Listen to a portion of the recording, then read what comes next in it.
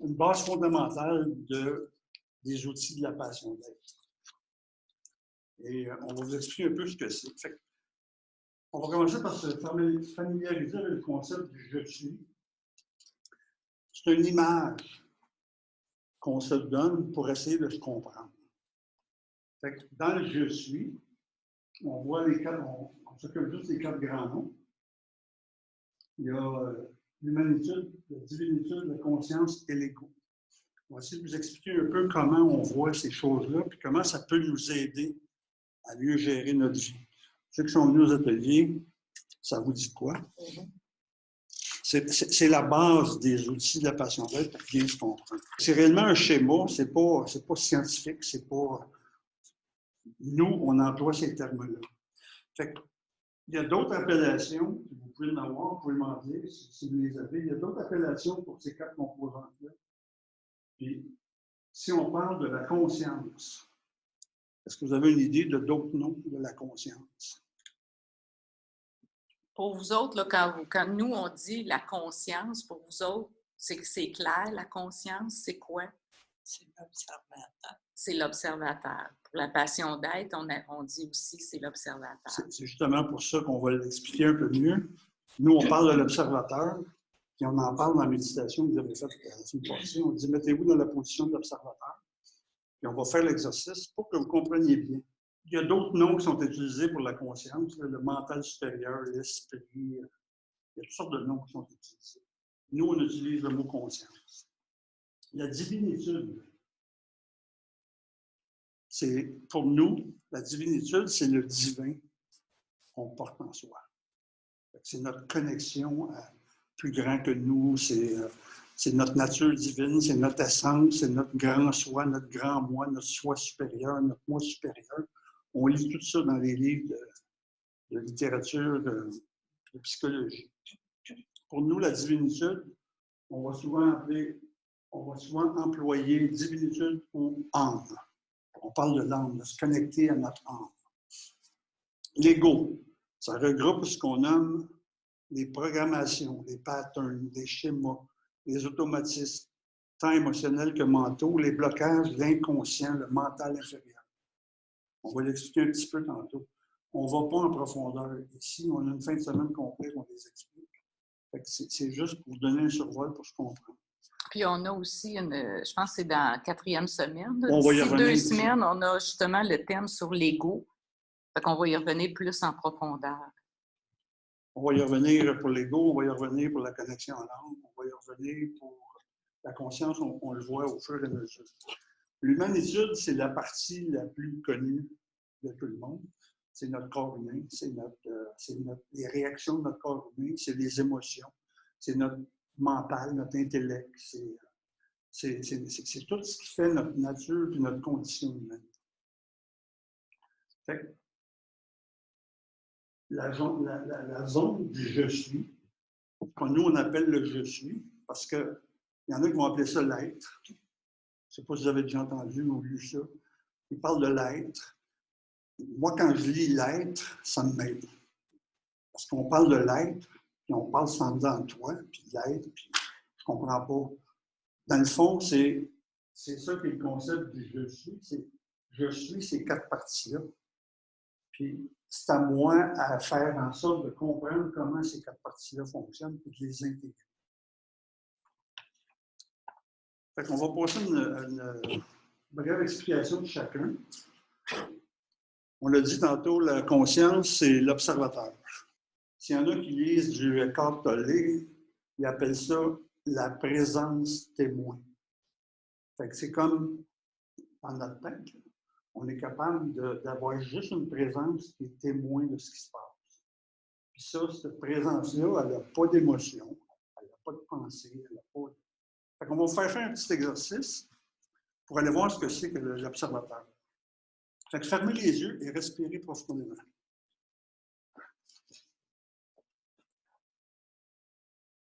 Prenez 3-4 grandes respirations. Prenez conscience de l'activité de votre mental et des pensées qui montent en vous.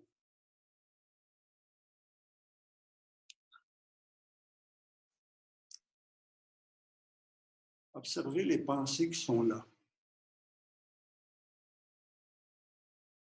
À quoi font-elles référence? D'où viennent-elles?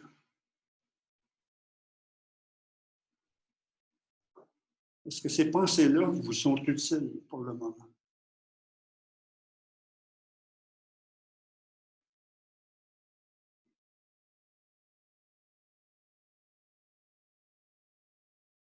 Vous pouvez revenir avec moi. Est-ce que vous êtes capable de voir que vous aviez des pensées? OK. Oui, Vous avez des pensées? Oui. OK. Quelle est la partie de vous qui est capable de voir que vous avez des pensées?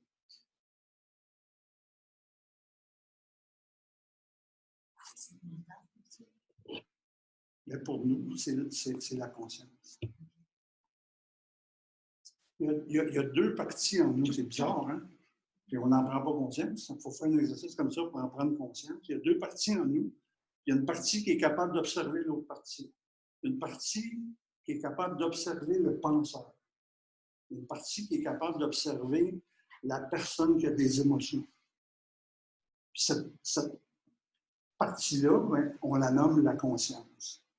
Fait que quand on parle dans nos préparations de méditation, on dit prenez la position de l'observateur. C'est cette position-là qu'on veut prendre. Donc, on voit qu'on pense, on voit qu'on a des émotions, on voit qu'il y a un corps humain qui respire, on voit que, puis c'est normal, c'est correct. Mais la partie qui voit, elle n'a pas de jugement, elle n'a pas de critique. Elle est juste là et elle observe. Elle aussi, ce que tu... Puis, la respiration, quand tu te concentres sur ta respiration, automatiquement, tu es aspiré par le moment présent, puis tes pensées arrêtent. C'est tout à fait normal, c'est ça qu'il faut faire. Fait que l'humanitude, elle, c'est tout ce qui appartient au corps et qui fait de nous un être humain. Notre corps fonctionne d'une façon autonome. On ne se lève pas le matin en disant, bon, aujourd'hui, je vais faire fonctionner mes cellules. Le corps fonctionne seul. Ça, c'est un côté humain. C'est la vie. Le corps a 5 sens. Plus loin, quand on va faire la pleine conscience, on va revenir à nos 5 sens. On va découvrir un paquet de choses qu'on a laissé tomber depuis longtemps. Notre mental et notre intelligence appartiennent au corps. Le mental, ça n'appartient pas à la conscience, ça n'appartient pas à l'âme, ça n'appartient pas à des esprits qui se promènent dans les airs. Le mental, c'est une capacité de l'être humain. Si on magane le mental, on a trop de médicaments, trop de drogue, trop d'alcool, un accident, une ACV, on magane le mental, mais c'est le corps humain qui est magané. Le mental, on va y revenir souvent au mental.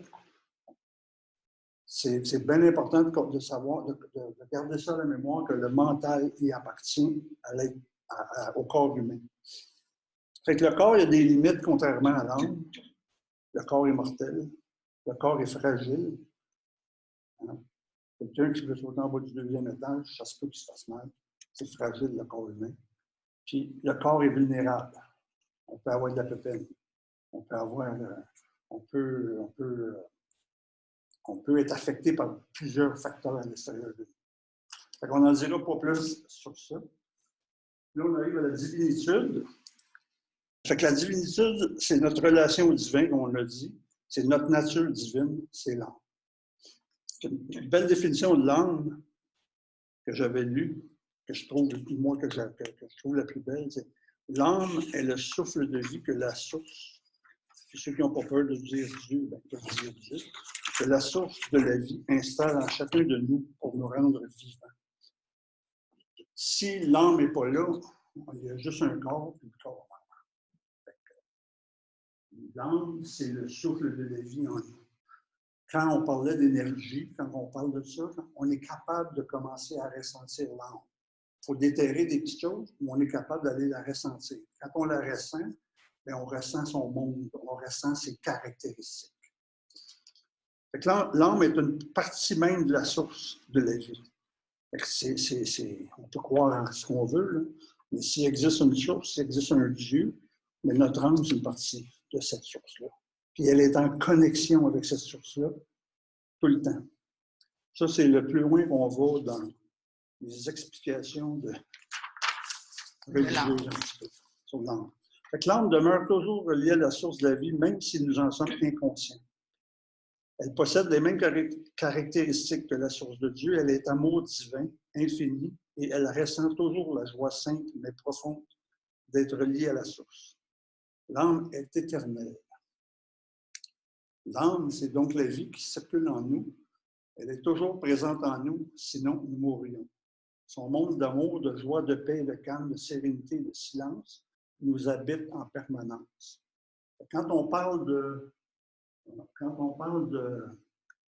notre espace intérieur de paix, ça se pourrait que si on est capable d'aller dans notre espace intérieur de paix, on soit en contact avec la joie, la paix, le calme, l'amour, la sérénité, le silence. Fait que la méditation nous amène à entrer en contact avec notre âme. Ça ne veut pas dire que parce qu'on médite, on rentre en contact, mais quand on médite, on fait silence, on se rapproche du monde de notre âme. Puis là, on peut développer comment entrer en contact avec elle. Nous avons un potentiel illimité quand nous sommes connectés à notre âme, mais nous demeurons fragiles et vulnérables dans notre corps humain. On a les deux natures. C'est ce qu'il faut comprendre. Y en a-t-il beaucoup qui utilisent les deux natures? À la planche. On oublie souvent. La nature humaine, oui. Ça, on l'utilise. J'ai dit les deux. Oui, mais les deux. L'ego. Quand on arrive à l'ego, Ça, on l'utilise. on l'utilise beaucoup.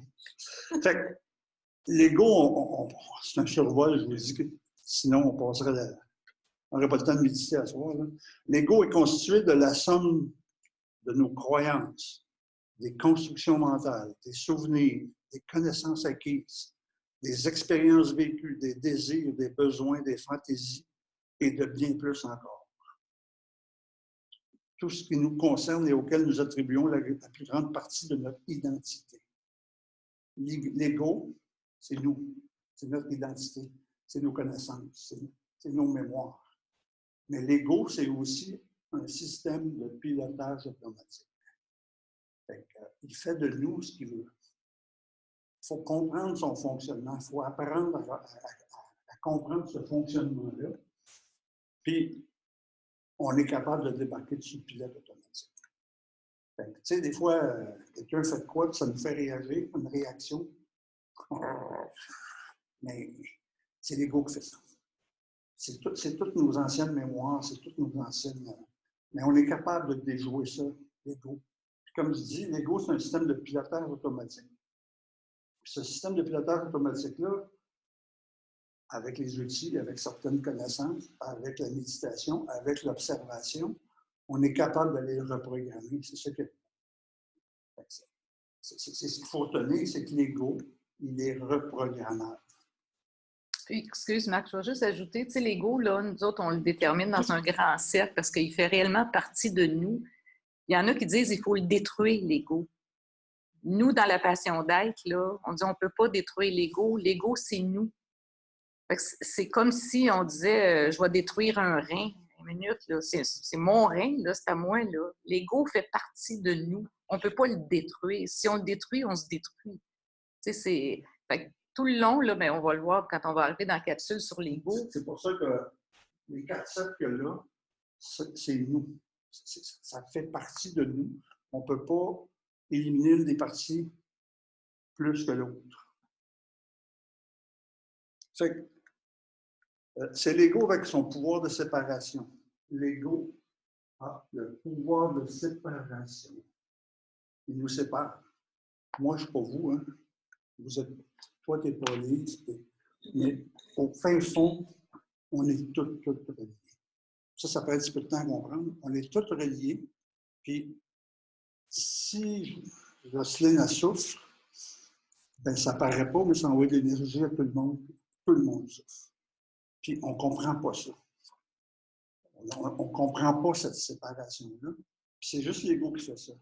C'est son pouvoir le plus puissant, c'est de nous tenir tous séparés.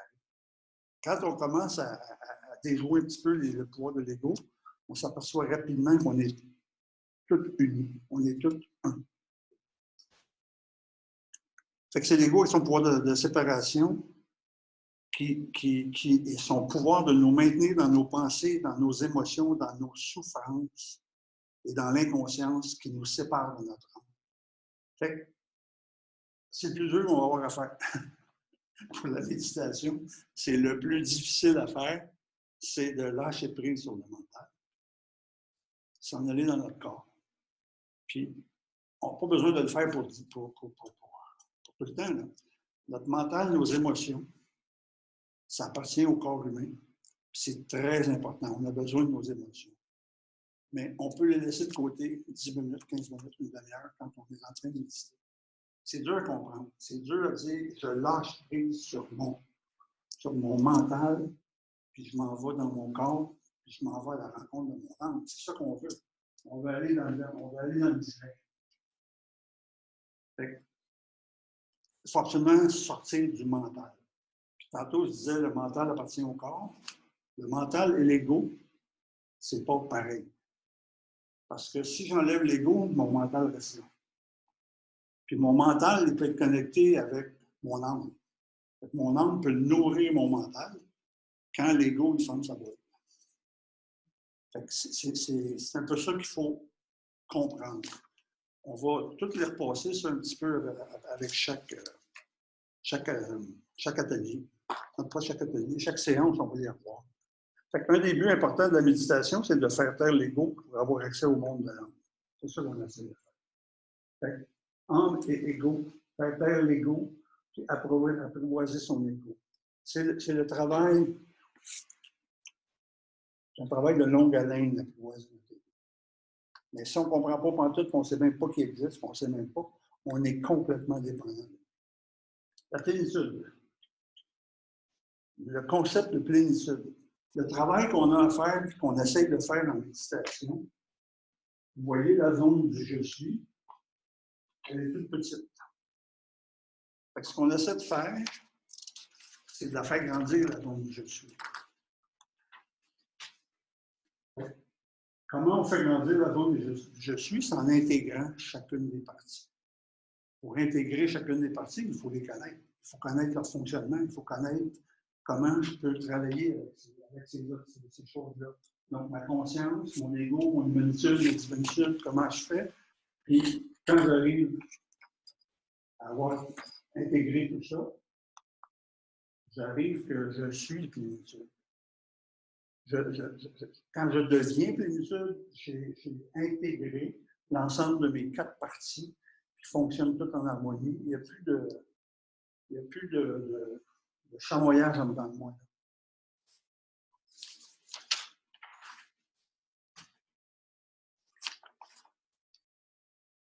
La plénitude, pour la passion d'être, c'est un processus d'éveil de conscience.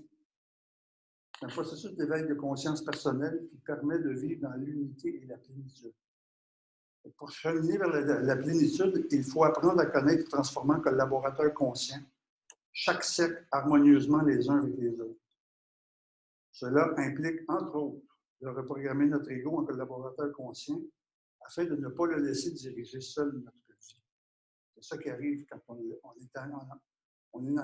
est inconscient. L'outil le plus important pour tendre vers notre plénitude est la méditation. C'est par la méditation que vous pouvez apprendre à vivre au cœur de votre espace intérieur.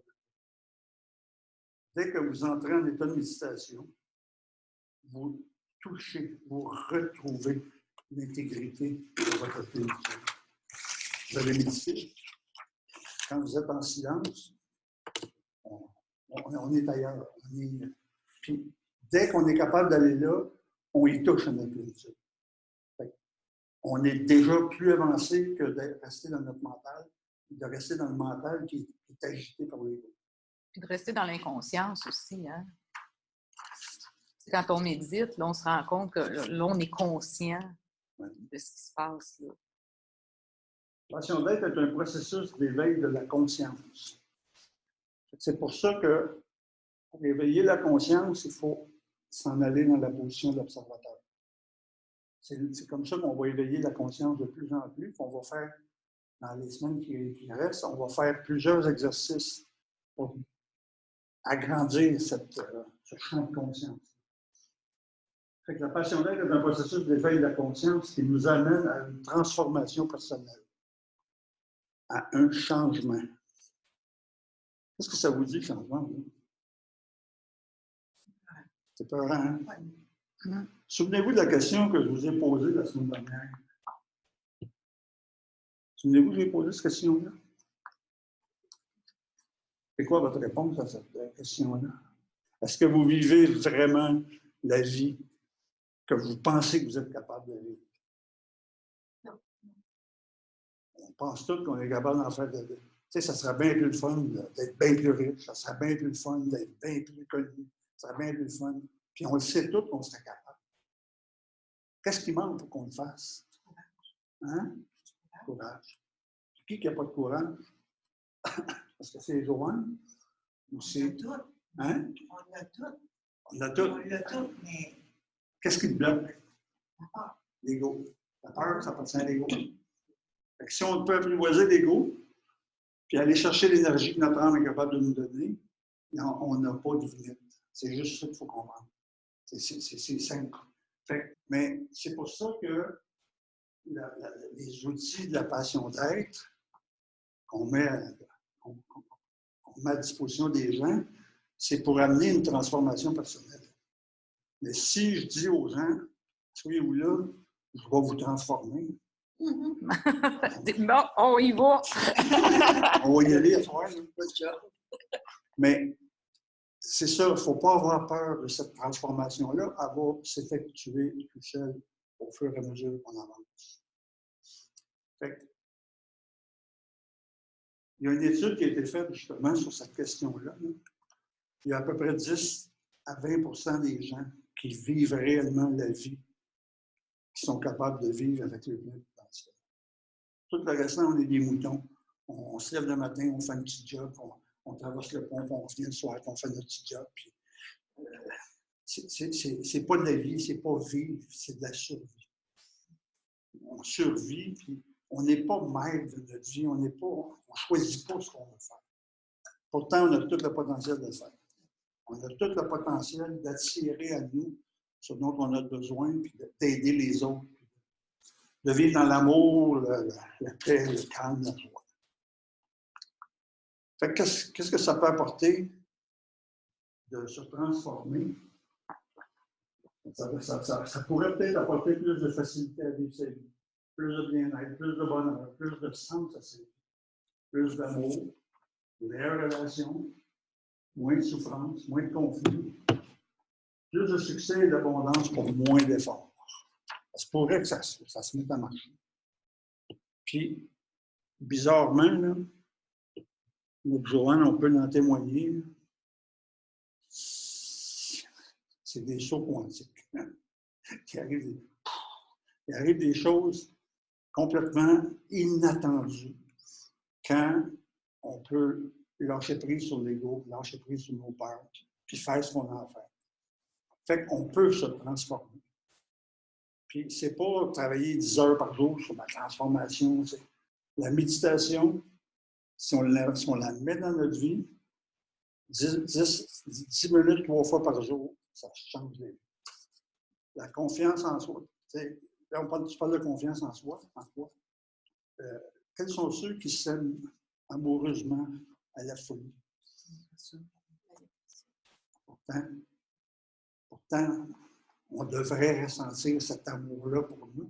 Comment pouvons-nous aimer une autre personne quand on ne ressent pas cet amour-là pour nous? Bien, si je commence à m'aimer, la confiance va venir. La confiance, Joanne, elle va venir de ta capacité à te connecter à ton âme. Le plus grand magicien du monde n'arrive pas à la cheville de ton âme. Fait que, si tu te connectes à ton âme, c'est de là qu'elle devrait venir ta confiance. Puis l'amour que j'ai pour moi, ça m'a pris du temps. Là. Ça ne fait pas longtemps que je ressens un amour pour moi, pour mon corps. Mais elle vient de là. Elle vient d'un amour qui monte de l'intérieur. Et non pas de. Je me trouve pas, je me trouve gros, il faudrait se parler. Ouais. Elle vient de l'intérieur. Puis tranquillement, pas vite, la confiance s'installe. Et c'est bon que tu notes ça. Je pense qu'on va le prendre, on va le Mais non, noter. non, je ne fais pas ça pour ça. Non, non, mais c'est bon parce que la liste, une de plus, et c'est vrai que les femmes, la confiance en soi, si les femmes avaient confiance en eux, en elles, la planète Terre, ça changerait. Ce qu'on a à vous présenter, c'est la méditation express. Vous connaissez le cerveau et le cœur. On donne la main au cœur, c'est la cohérence cardiaque qui fait mettre le cerveau et le cœur en cohérence. Puis 5 minutes de méditation silencieuse. C'est ce que nous, on appelle la méditation express. C'est un outil puissant qui ne demande pas beaucoup de temps. Cette technique combine les bienfaits de la cohérence cardiaque avec les bienfaits d'une méditation profonde qui prend normalement 20 à 30 minutes.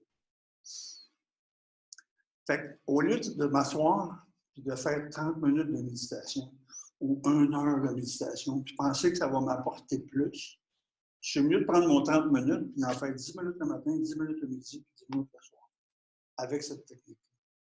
Ça installe une profondeur de méditation. Puis chaque fois que je le fais, je m'en vais dans mon espace intérieur de paix. Je m'en vais puiser ce que j'ai besoin pour affronter ce que je suis en train de vivre.